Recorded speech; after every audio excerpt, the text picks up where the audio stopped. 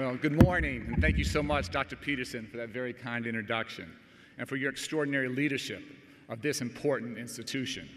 Both here and throughout your remarkable career, you have brought a visionary approach to the ever-changing educational landscape. And it's a real honor to be with you and with everyone assembled here today as we celebrate this momentous occasion, especially the members of Georgia Tech's class of 2015. Congratulations to all of you.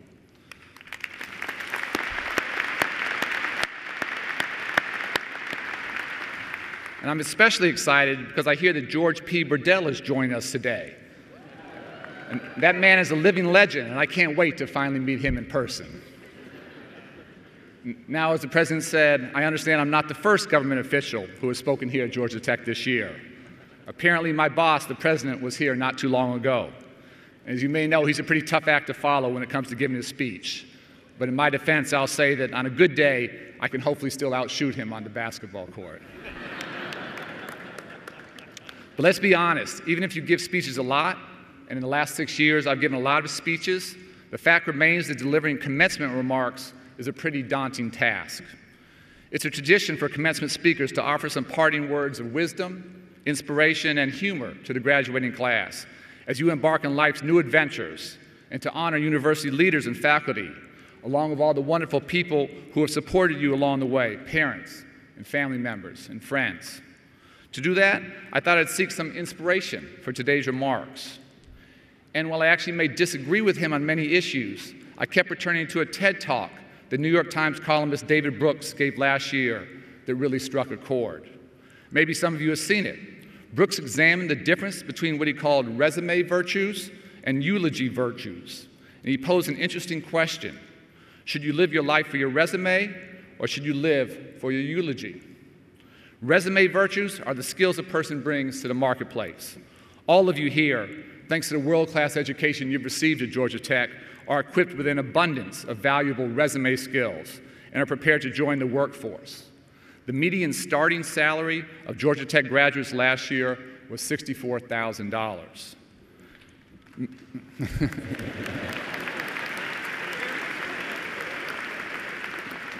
The parents like that the most, I think. Many of you will earn a higher salary straight out of college than millions of hardworking Americans earn after years of employment. And please think about that for a moment. It speaks volumes about the high demand for the skills that all of you bring to the table. And of course, it's also a tribute to Georgia Tech's emphasis on critical thinking and problem solving. Professors here work to help you discover answers, not just learn them or memorize them. While critical thinking and problem-solving skills build up a resume, the ability to question, the desire to be curious, and to having an open mind are what David Brooks might call the eulogy skills. These are the skills or learnable traits that help to describe the essence of who you are as a person. They help to show your character and the nature of your relationships with friends, family, co-workers, and even complete strangers. Are you kind? Are you generous? And when, at the end, you look back on your life, will you be able to say that you've made a positive difference in the lives of others? These are the things that will define your legacy, not the ability to write complex algorithms or multitask in a fast-paced environment. The conclusion that Brooks draws in a refreshingly frank admission are that even though the eulogy virtues are ultimately the more important of the two, they are not the ones you should be focusing on the most. I think that many of us here today, if we're completely honest with ourselves, are often driven more by ambition and worldly success than by how we can improve the lives of those around us. So today, what is my charge to all of you? Well, I'm definitely not here to tell you to abandon your dreams of becoming successful engineers and architects or leaders in so many other fields.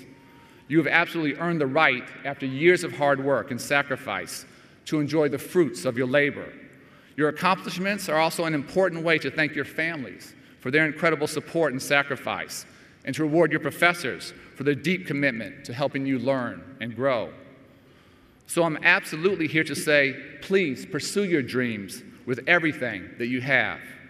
Today, more than ever, our communities, our country, and ultimately our world need the brightest engineers and mathematicians and scientists to tackle challenges of unprecedented scope and complexity.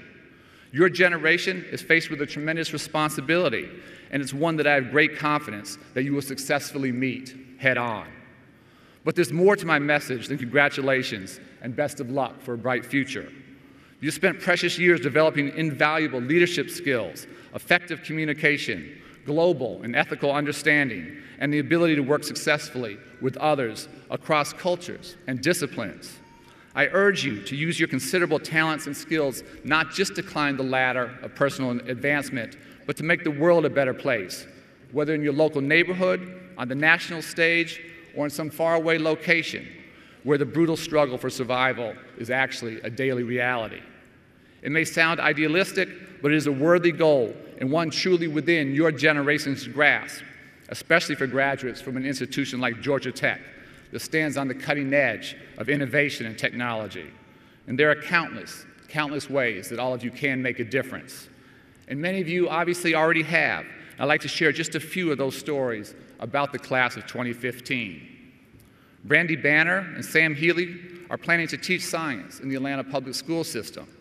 They'll be helping to educate a very diverse group of students, many of whom will have to overcome tough challenges to succeed in college and career and ultimately their lives.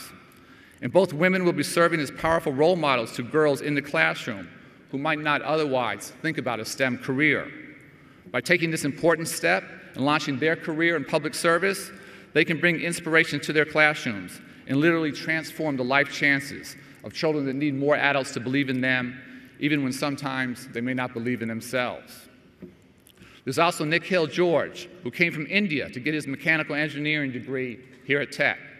Nick Hill was the president of the Alternative Spring Break program that engages students in public service. This year, they traveled to Guatemala and other places to explore the impact of fair trade policies on local farmers and artisans.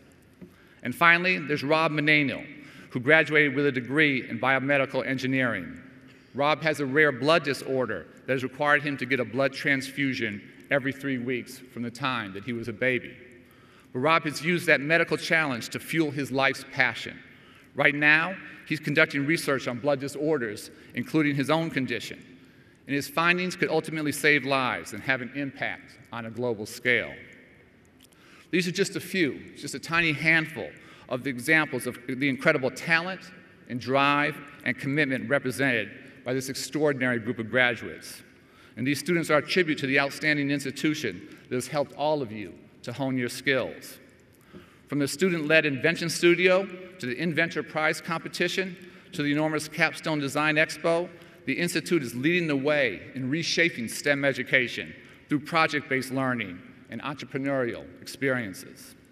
And the Ideas to Serve program allows current students and recent alumni who have early-stage product ideas or venture concepts to launch projects with transformational potential. And then there's the First in the World grant that the university received from our Department of Education in 2014. That grant was not a gift. It was an investment in your collective leadership and creativity.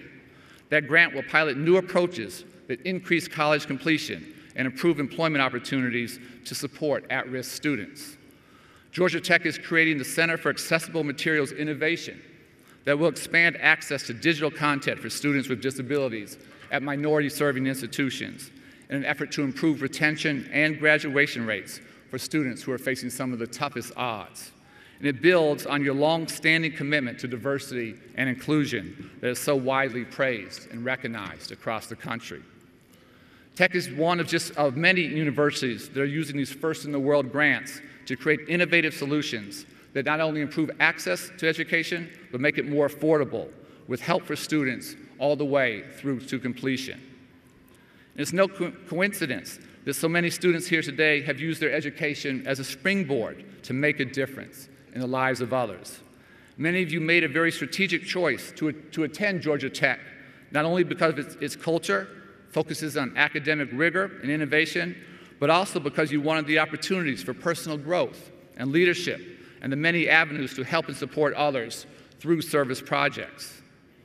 Today is a celebration of all of your hard work. The tough choices that you made and the challenges that you've overcome are all the more reason to savor this extraordinary accomplishment. In the next few years, you'll be faced with decisions big and small, that will alter the course not just of your career, but of your life. And now is the time to decide whether your life will be motivated largely by personal gain or by a passion for serving others. This decision is not an easy one to make. The allure of enriching ourselves is powerful. And the key, I think, is to strike the right balance for you between those two choices. When I reflect back on the people who have influenced me the most and who I most admire, I realize they are people who dedicated themselves to causes larger than themselves. The lessons have helped to shape me my entire life because they actually started with both of my parents. My mother spent 50 years running an inner-city tutoring program on the south side of Chicago, and my dad was at the University of Chicago for 47 years. I was really lucky. It was pretty easy for me to see how dedicating your life to your passion can inspire and change the lives of others. In my work now, every single day, I have the privilege of working with and meeting simply extraordinary men and women who have devoted their lives to serving others. Whether it's the attorney who passed on working at one of New York City's largest firms to take an entry-level legal position defending the civil rights of students across the country, or the third-grade teacher who chose the classroom over Wall Street, these are people who made the decision to maximize their impact on society and strive to lead not through their words, but through their actions. To me, Georgia Tech's motto, progress and service, embodies this idea. If you, as Tech grads and soon-to-be alumni, devote your time and energy and immense talents to the goal of making moral progress and to serving the needs of others, then I promise you, you will lead exciting and successful and fulfilling lives. Your efforts will contribute to humanity's progress and help encourage and inspire others to serve and follow your example. We can all, in our very human and imperfect ways, strive to live those values of progress and service every day. In fact, I can't think of anything more important or meaningful than doing just that. Thank you so much for your hospitality and for letting me spend a little time with you on this very special day. You all inspire me, and for all the very real challenges we face, you give me great hope for the future. And I can't wait to see the difference you'll make and the impact you will have. I wish you all the best. Thank you so much, and congratulations. Thank you.